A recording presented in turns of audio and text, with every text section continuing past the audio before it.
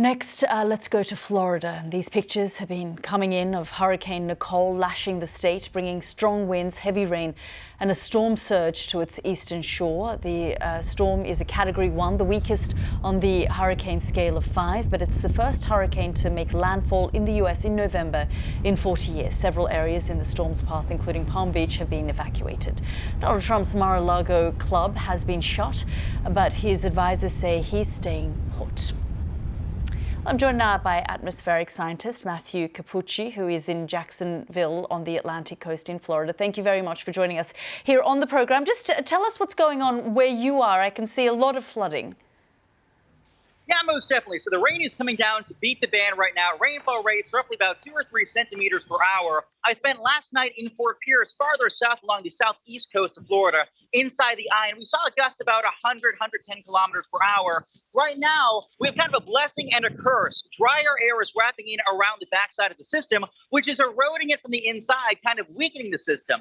That's good news because the maximum winds are coming down a little bit, but it's bad news because that dry air is kicking up a band of thunderstorms, which thanks to the cyclone's rotation, those storms are beginning to rotate themselves. Here in Jacksonville, the concern shifts away from very heavy rainfall, flooding, wind, stuff like that, to more tornado risk. We've already seen some tornado warnings off to myself. So again, the surge risk was about a meter and a half a few locales.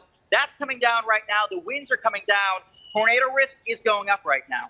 Matthew, we saw the impact of Hurricane Ian just a few months ago on Florida. Are we seeing the same areas being hit now by Nicole?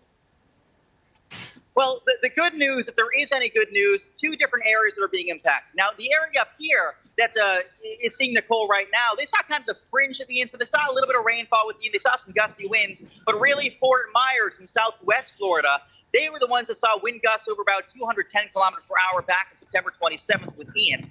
Right now, this is a much weaker system. It's a high-end tropical storm, low-end hurricane. And one thing I noticed, too, I think Floridians here are so sick of hurricane season. They're done. It's emotionally draining. There's just a different dynamic in the air. When I was down here for Hurricane Ian, I went to a local store, and people were carrying out cases of water nonstop and non-perishables. I went to that same brand of store this time around, and I saw folks carrying out cases of beer. So, you know, we're hoping folks do take it seriously, but regardless, it's a weaker storm and a very different dynamic. And Matthew, we are in November. Is this unusual for this time of year? It's very unusual. You know, this is the first hurricane to make landfall in the month of November in eastern Florida since 1935, so pre-World War II, and the first one to make landfall anywhere in the entire United States during November since 1985. So really, it's like a once in 30, 40-year event. It's tough to attribute to climate change. You know, some folks saying maybe, some folks saying maybe not. I think we just don't have enough data during the month of November because these are such rarities that when it does occur, it's such a fluke anyway. You know, people like President Trump are saying they're not going anywhere. They're staying put. Is that what you're hearing from people there in Jacksonville?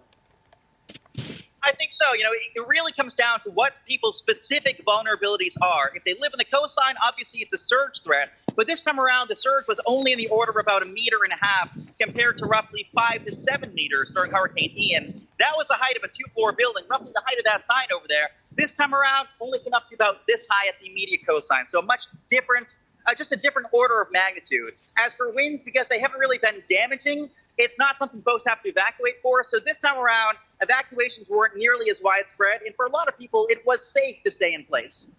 Okay, Matthew, thank you so much for bringing us up to date there.